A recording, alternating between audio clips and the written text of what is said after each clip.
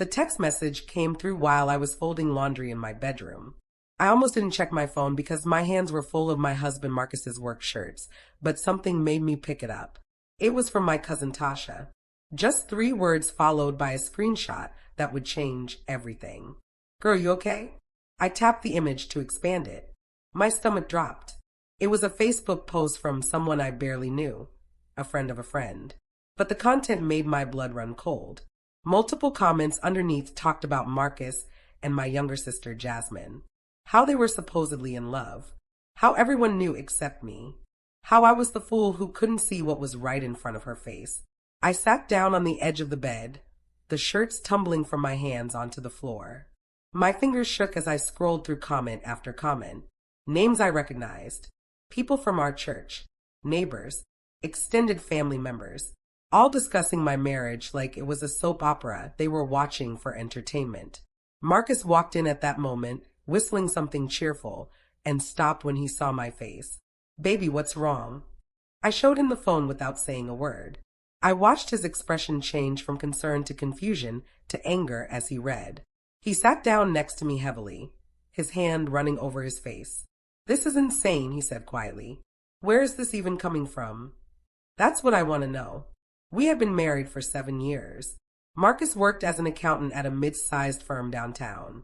I was a nurse at the county hospital. We had a good life. Not perfect, but good. We had our arguments like any couple, but nothing that made me think we were in trouble. And Jasmine, my baby sister by 8 years, had always been close to both of us. Maybe too close, I was starting to realize. Marcus grabbed his own phone and started making calls. First to his brother, then to his best friend, Derek. I could hear him asking if they had heard anything, his voice getting tighter with each conversation. Yes, people had heard. Yes, the rumors were everywhere. No, nobody had thought to tell us directly. "This is Jasmine," I said flatly. "This has her fingerprints all over it." Marcus looked at me. "You think she started this? Who else? These stories didn't come from nowhere, Marcus. Someone's been talking. Someone's been feeding people lies about you and her. But why would she do that?" I laughed bitterly. "You really don't see it? You've never noticed how she acts around you." Marcus was quiet for a long moment. "I thought she was just being friendly. She's your sister. She's been more than friendly for years, and I ignored it because I didn't want to believe my own sister would try something like this. The way she touches your arm. The way she shows up at our house when she knows I'm working nights. The way she dresses when she knows you'll be around. I never encouraged anything," Marcus said firmly. "You have to believe that. I do believe you. But that doesn't matter right now. What matters is that half the city thinks you're in love with her, and she clearly wants them to think that." My phone rang. It was my mother. I took a deep breath before answering. "Simone, what in the world is going on?" "I just got a call from your Aunt Maureen asking me if you and Marcus are getting divorced. She said Jasmine told her that Marcus has feelings for her and that you know about it, but you're in denial." "Mama, none of that is true. Jasmine is lying." "Well, why would she lie about something like that? That's a serious accusation, Simone. Are you sure there's not some truth to it? Maybe you're not seeing something that other people can see." I closed my eyes. Of course my mother would defend Jasmine. She always had. Jasmine was the baby, the pretty one, the one who could do no wrong. I was the responsible oldest daughter, the one who got good grades and went to nursing school and did everything right. I was boring, predictable. Jasmine was exciting, spontaneous. Everyone loved Jasmine. "Mama, I need you to believe me. This is not real. Jasmine made this up. I think you need to talk to your sister before you go around accusing her of things. She's family, Simone. Blood is blood. I will talk to her. But I need you on my side here, Mama. I need you to believe me." There was a long pause. "I'll pray on it," my mother finally said, which was her way of saying she wasn't committing to anything. After I hung up, I sat in silence for a minute. Marcus was pacing now, his phone pressed to his ear, talking to someone else. I made a decision. I called Jasmine's number. It rang 4 times before she answered, her voice bright and cheerful. "Hey sis, what's up? We need to talk. In person. Today." "Oh, I'm actually kind of busy. I have plans with some friends. and then I have this thing later. Cancel them. This is important. Can we do it tomorrow? I'm really. Jasmine. My voice was cold now. Cancel your plans and meet me at my house in 1 hour. This is not optional. Okay. Geez. What's this about? You know exactly what this is about. I hung up before she could respond. Marcus looked at me with raised eyebrows. She's coming here? In an hour. I want to see her face when I ask her what she's been telling people. I want to watch her lie to me directly. Maybe I should leave. If this is between you two. No. You stay. She's telling lies about both of us. You should be here. The hour passed slowly. I made coffee I didn't drink. Marcus sat at the kitchen table checking his phone, his jaw tight. Finally, we heard Jasmine's car pull into the driveway. She always drove too fast and parked too close to the garage door. Some things never changed. She came in through the side door like she always did, not bothering to knock. She was wearing a tight pink dress and heels, her hair freshly done. She looked like she was dressed for a date, not a confrontation with her sister. Hey, she smiled at both of us, kissing me on the cheek before I could pull away. So what's this emergency? You sounded so serious on the phone. I pulled out my phone and showed her the screenshot.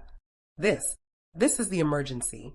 Jasmine's eyes widened as she looked at the image, but I couldn't tell if it was genuine surprise or fake shock. She was a good actress. She always had been. Oh my God, Simone. I had no idea people were saying this stuff. This is crazy. Is it? Is it crazy? Or is it exactly what you wanted people to think? What? You think I started this? She looked hurt, her hand going to her chest.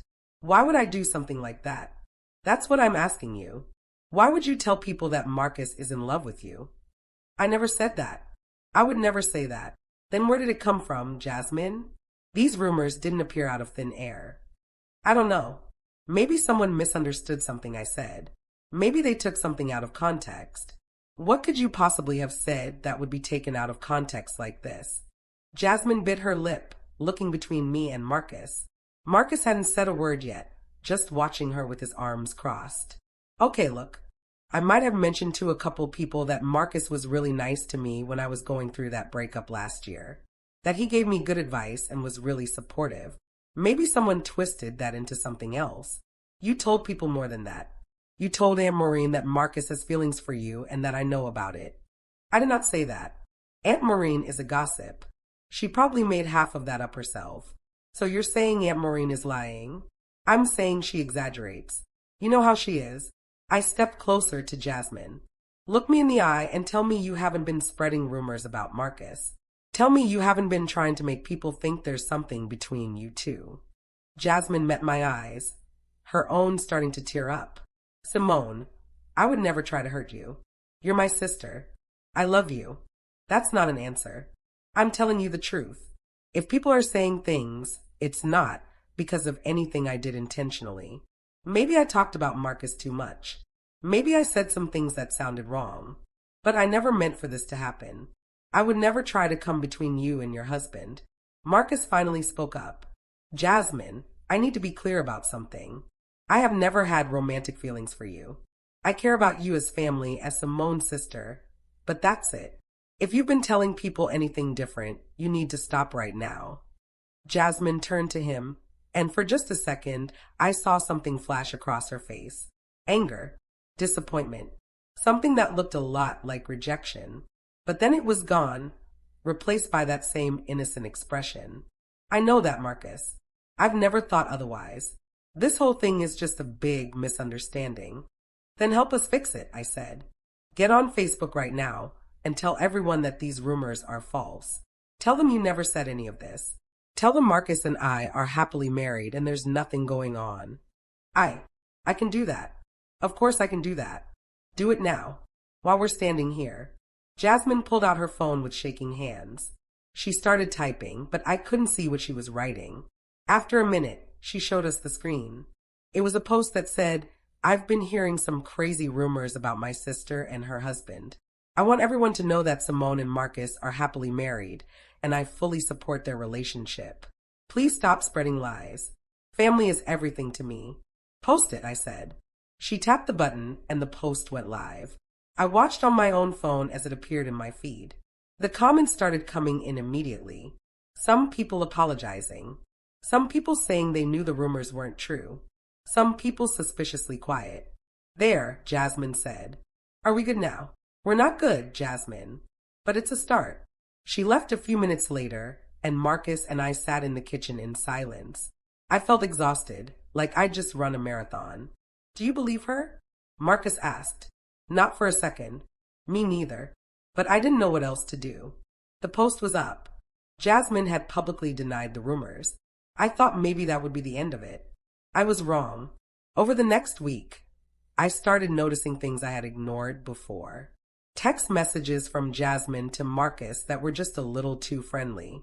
Thinking about you with heart emojis. Thanks for being such a good friend. You always know how to make me feel better. Marcus showed me the messages himself, insisting he had never encouraged her, that he had always kept things appropriate. I believed him, but I also realized that Jasmine had been building this fantasy in her own head for months, maybe years. Then I started hearing more stories. A co-worker at the hospital pulled me aside and said her daughter went to book club with Jasmine. Apparently, Jasmine had spent months talking about a man she was in love with who was married. She never said his name, but she gave enough details that people started putting it together. Tall, works in finance, has a nice smile, the husband of her older sister. Another friend called to say she had seen Jasmine at a bar, drunk and crying, telling the bartender that she was in love with someone she couldn't have, that he belonged to someone else, but they were meant to be together, that it was just a matter of time before he realized it. Each story was like a knife, not because I thought Marcus had done anything wrong, but because I realized my sister had been actively trying to destroy my marriage. She hadn't just spread a rumor. She had been systematically building a narrative over time. She had been laying groundwork. She had been trying to manifest something that didn't exist. I confronted her again, this time at my parents' house during Sunday dinner. The whole family was there. My mother, my father, my aunt, my cousins. Everyone sitting around the big dining room table eating pot roast and mashed potatoes like nothing was wrong. I waited until dessert. Then I stood up and tapped my glass with a spoon. Everyone looked at me, surprised. I need to say something, I announced. And I need everyone to listen. My mother frowned. Simone, we're eating. Can't this wait? No, Mama, it can't wait. For the past 2 weeks, I've been dealing with rumors that my husband is in love with my sister. Rumors that have hurt me, hurt my marriage, and hurt my reputation. Rumors that Jasmine has been spreading. Jasmine's fork clattered onto her plate. Simone, I already told you. You told me it was a misunderstanding. You told me you never meant for this to happen. But I've been doing some research. I've been talking to people. And I know now that you've been telling anyone who will listen that Marcus has feelings for you. You've been crying to bartenders. You've been talking at book club. You've been sending my husband inappropriate text messages for months. That's not true. Jasmine stood up, her face red. You're twisting everything. Am I? Because I have screenshots. I have witness statements. I have a whole folder full of evidence of what you've been doing. I did have screenshots. Marcus had saved every text message. I had written statements from 3 different people who had heard Jasmine talk about her forbidden love. I had even found old social media posts where Jasmine had shared quotes about loving someone you can't have, posts from months before the rumor started. Why are you doing this to me? Jasmine's voice cracked. Why are you trying to make me look bad in front of everyone? I'm not trying to make you look bad. I'm telling the truth. Something you should have done months ago. My father spoke up. Simone, that's enough. Jasmine is your sister. And I'm your daughter too, Daddy. But you're taking her side without even listening to what I'm saying.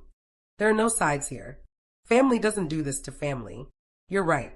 Family doesn't do this to family. So why has Jasmine been trying to destroy my marriage? Jasmine was crying now. Big dramatic sobs that made my mother rush to her side. I didn't mean to. I didn't mean for any of this to happen. I had feelings. I couldn't help it. But I never acted on them. I never tried to break you up. The room went silent. Everyone stared at Jasmine. Even my mother had stopped rubbing her back. You had feelings, I repeated slowly. For my husband. I couldn't help it.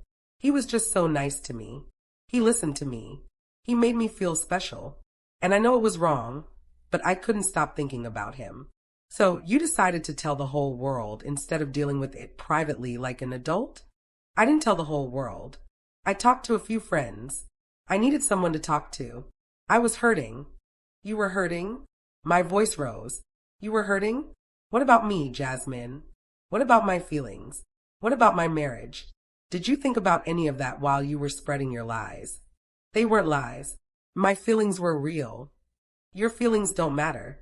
Marcus doesn't have feelings for you. He never has. You made up an entire relationship in your head that doesn't exist. Jasmine's face crumpled. She looked around the table at all our relatives staring at her. You're all just like her, she spat. You all take Simone's side because she's perfect Simone who never does anything wrong. Nobody cares about how I feel. Nobody ever has. She grabbed her purse and ran out of the house, her heels clicking on the hardwood floor. We heard her car start and peel out of the driveway. My mother glared at me. Are you happy now? You drove your sister away. She drove herself away, Mama. I just told the truth. The truth? You humiliated her in front of the whole family. She humiliated me in front of the whole city. She told everyone that my husband is in love with her. She's been trying to destroy my marriage for months. And you're mad at me? My father put his hand on my mother's arm. That's enough, both of you. Simone, I think you need to go home. We'll talk about this later when everyone's calmer. I gathered my things and left, Marcus waiting for me in the car. He had stayed outside during the whole dinner, not wanting to make things more awkward. When I got in the passenger seat, I started crying. Not gentle tears, but big ugly sobs that shook my whole body. They don't believe me, I choked out. Even after everything I said, they don't believe me. They think I'm the bad guy. Marcus held my hand. It doesn't matter what they think. You know the truth. I know the truth. That's what matters. But it did matter. It mattered that my own parents wouldn't stand up for me. It mattered that even with evidence, even with proof, people still wanted to believe Jasmine because she was younger and prettier and more charming. It mattered that I had done everything right my whole life, and I was still the villain in this story. The next few weeks were brutal. Half the family stopped talking to me. The other half tiptoed around the subject, not wanting to take sides. Jasmine blocked me on all social media. My mother called occasionally to ask if I was ready to apologize. Apologize for what, I would ask. For telling the truth? For defending my marriage?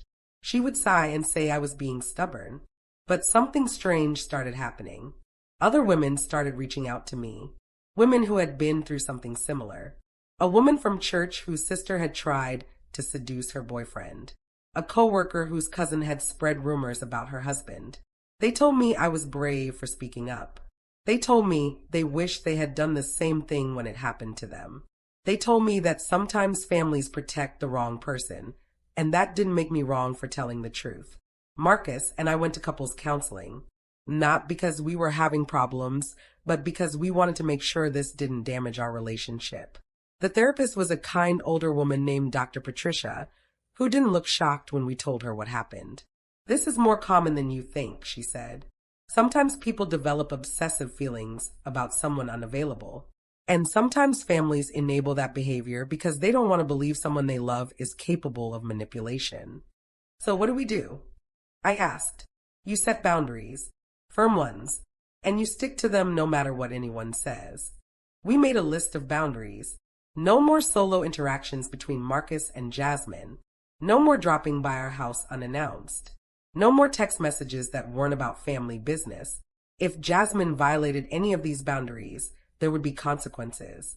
We would reduce contact further. We would not attend family events where she would be present.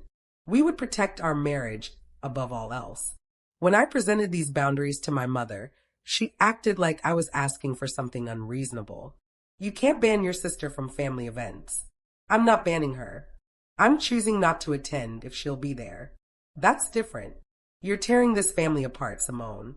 No, Mama. Jasmine tore it apart when she decided my husband was fair game. I'm just protecting what's mine. Months passed. I stopped going to Sunday dinners. I stopped attending family parties.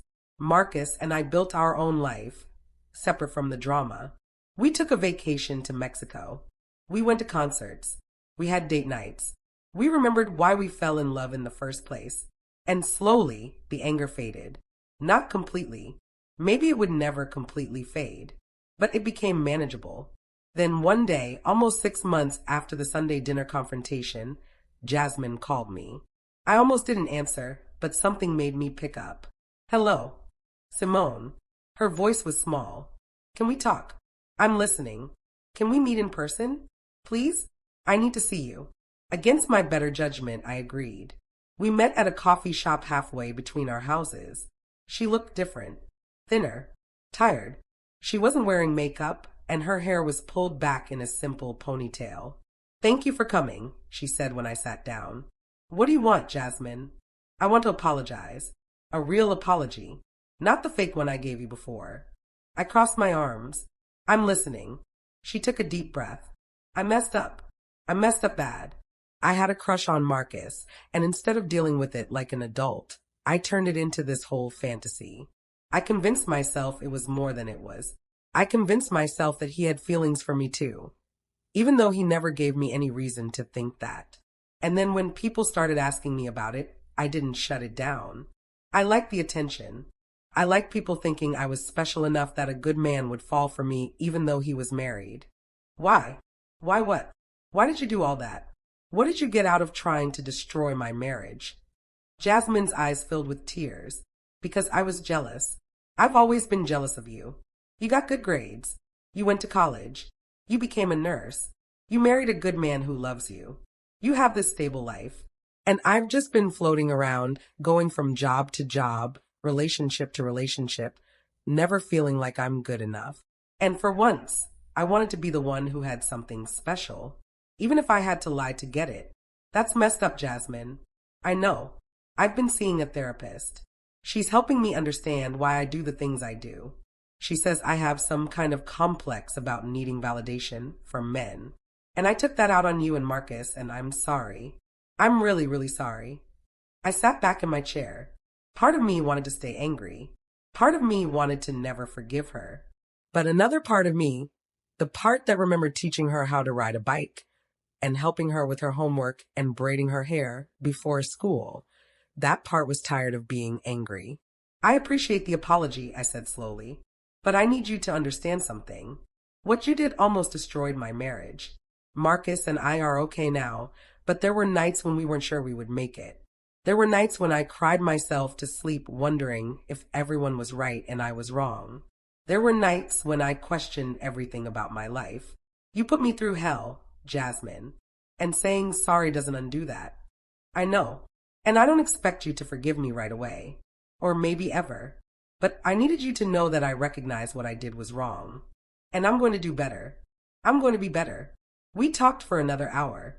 She told me about her therapy sessions, about how she had stopped talking to certain friends who encouraged her behavior, about how she had gotten a stable job and was trying to build a real life instead of living in fantasies. I told her about the boundaries Marcus and I had set. She accepted them without argument. When we left the coffee shop, she hugged me. I let her, even though I held myself a little stiff. Can we try again? She asked. Can we try to be sisters again? Maybe. Eventually. But it's going to take time, Jasmine. A lot of time. I'll wait. However long it takes. That was 8 months ago. Jasmine and I talk now occasionally. Short phone calls. Text messages on holidays. We're not back to where we were before, and maybe we never will be. But we're building something new. Something more honest. Something with better boundaries. I started going back to Sunday dinners a few months ago. The family is still awkward around the subject, but they're trying. My mother actually apologized to me last week, which might be the first time she's apologized to me in my entire adult life. She said she was wrong to take Jasmine's side without listening to me first. She said she's learning that loving your children means holding them accountable when they mess up, even if it's hard. Marcus and I are stronger than ever. We renewed our vows on our anniversary, just the two of us on a beach at sunset. No big ceremony. No family drama. Just us. recommitting to each other and to our marriage. Sometimes I think about what would have happened if I hadn't spoken up. If I had just let the rumors continue, let people think what they wanted to think. Maybe it would have been easier in the short term. Maybe I wouldn't have lost months of my life to anger and pain. But I also know that speaking the truth, even when it's hard, even when people don't want to hear it, was the right thing to do. I protected my marriage. I protected my self-respect. And I showed Jasmine that actions have consequences. The truth matters. It always matters. Even when people don't want to believe it. Even when it costs you relationships. Even when it makes you the bad guy in someone else's story. Because at the end of the day, you have to be able to look at yourself in the mirror and know you stood up for what was right. I learned that family isn't just about blood. It's about respect. It's about boundaries. It's about honoring the commitments people make to each other. And sometimes standing up for your marriage means standing against your family. That doesn't make you wrong. It makes you strong. Looking back now, I can see that this whole situation was a blessing in disguise. It forced me to examine my relationship with my sister, with my parents, with my extended family. It forced me to set boundaries I should have set years ago. It forced Marcus and I to communicate better and prioritize our marriage. It forced Jasmine to get help for issues she had been avoiding her whole life. We all came out of it changed. Some of us came out better. Some of us are still working on it. But we came out honest, maybe for the first time in years. And that honesty, as painful as it was to get there, is worth more than the comfortable lies we were all living before. If you're going through something similar, if someone in your family is trying to destroy your marriage or spread lies about you, I want you to know that you're not alone. You're not crazy for seeing what you see. You're not wrong for defending yourself and your relationship. And you don't have to stay silent to keep the peace. Sometimes, the only way to real peace is through the hard truth. Sometimes, you have to burn down the lies before you can build something real. Stand up. Speak out. Set your boundaries. Protect what's yours. And don't apologize for it. You deserve to be heard. You deserve to be believed. You deserve to have a family that stands with you instead of against you. And if they won't stand with you, then you build your own family. You find your own people. You create your own peace. Because at the end of the day, your marriage, your happiness, your mental health, those things matter more than keeping everyone else comfortable. Those things matter more than maintaining the status quo. Those things matter more than protecting someone else's feelings when they're actively trying to hurt you. I'm not saying it's easy. It's the hardest thing I've ever done. But it was worth it. My marriage survived. I survived. And I came out the other side stronger, wiser, and with much better boundaries than I had before. Sometimes the fire that's meant to destroy you ends up forging you into something stronger. This was my fire, and I didn't just survive it. I walked through it and came out the other side with my head held high and my marriage intact. To anyone listening who needs to hear this, you are not responsible for managing other people's feelings at the expense of your own well-being. You are not required to set yourself on fire to keep others warm. You are allowed to tell the truth, even when the truth is uncomfortable. You are allowed to protect yourself and your marriage, even if that means disappointing people who want you to stay silent. Your voice matters. Your truth matters. Your marriage matters. Don't let anyone convince you otherwise. Not your family. Not your friends. Not society. Not anyone. You know what's real and what's not. Trust yourself. Trust your partner. And don't be afraid to speak up when speaking up is the hardest thing you could possibly do. That's my story. That's what happened when my sister told everyone my husband was in love with her. I finally spoke the truth. And the truth, as hard as it was, set me free.